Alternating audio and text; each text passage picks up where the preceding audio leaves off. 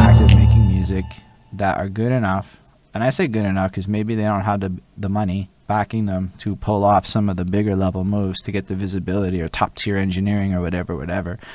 But from a talent Is that perspective, necessary? I don't know if that's necessary. Top tier engine, like I'm just Lil Wayne was putting out albums 10 years ago, recorded on a laptop. You know what I mean? And okay. on Top his tier tour bus. engineering, no. Decent engineering, yes. You got Merker. Merker's Merker's not expensive. Merker's not free. Economics ain't the same Merker's not today. expensive. The wealth of the Listen, if you're working a job, you can afford Merker.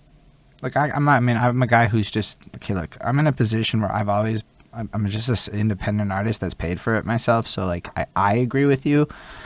But I also listen to the world and know that I can afford it on a lot of privilege shit. So I don't know what other people's life circumstances are like. So it's hard for me to go on the other side of the fence and imagine it. I don't have the experience where you don't have a cushy job and you can afford to smoke the amount of weed I can type shit. So I try to take the path of empathy and go, it's more complicated. I might not be right with that and it might be a blind spot. Whereas you've seen a completely different way of pulling it off. You were touching on it a little bit beforehand.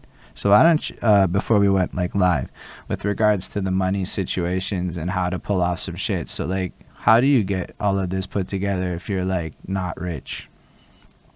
I mean, I wasn't making any money when I was doing rap shows. Any. That was probably as far as earning, that was the lowest point. And I'm fortunate to be blessed with the gift of gab, being able to articulate, being able to explain. I have a background in sales, I mentioned. So like for me to go into a world where it's corrupt, you know, bars in Montreal and rappers, it's like the more negativity, the more like if you're a criminal, you're more respected than if you're like a stand-up guy. So to navigate through that, it was like, just be honest, be 100% and be genuine and like smile. I remember smiling at the door at like West's major shows and shaking people's hands as if it's like, you know, Casino and I'm Robert De Niro. You know, like I'm happy to see you, welcome. And these Yo, guys are, that's you know, huge. I there was can't. there was No, a no, but just let's pause there. You know, I can't say that I've really gone to a local show where, like, I mean, that's not true. I've gone to a few local shows where that's happened, where they got greeted. Max Mupese is a guy who did that shit. Give him his flowers. And I remembered him for the rest of my life. I know his name and I can say it today. And it's actually really powerful because he actually took the time to stop and like talk to me as the promoter guy at the door and whatever. So if you're gonna drop a huge ass knowledge nugget like that, we do have to stop and make sure people hear respect. what you just said there. That was like fucking gonna make some people some money if they write that down type shit. What did I say? Greet people. At the door. Yeah, greet them. Uh, Like Walmart Not pays only people to that, but do. after 12 o'clock, the show was free.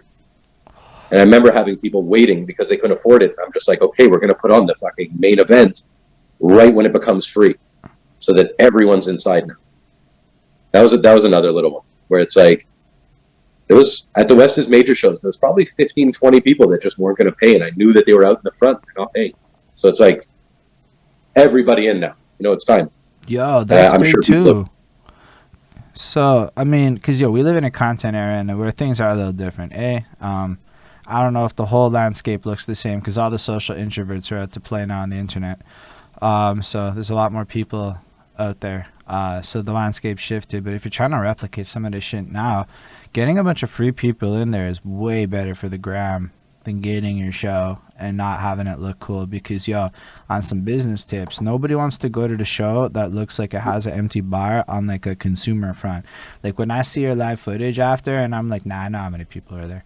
Like it doesn't enthuse me. I'm not saying I won't go, but I'm going on some networking shit, not because I'm thinking this is going to be the latest shit, because I saw the other 17 live shows where we all performed at and I'm like, nah, that ain't it. You make it mad cheap and free for a couple losses here and there. You build up some brand equity and buzz. Now motherfuckers know who you are and that your shit's litty. every month consistency or every week consistently, that kind of stuff. If you enjoy what you do it a lot and do it with a schedule so that people know when to reach you. But You don't know, expect to make bank. Yeah, but like interesting. our shows were Sunday night prime time was branded, you know, end of the month, so it was always the last weekend of the month. Epic Mealtime was on a Tuesday every single time, so it's like if you can tell your fan base the day that you're coming out with your shit, or at least that proximity, they're gonna check for it, they're gonna remember it. And then consistency. Do what you enjoy doing and be consistent. Love it. And I like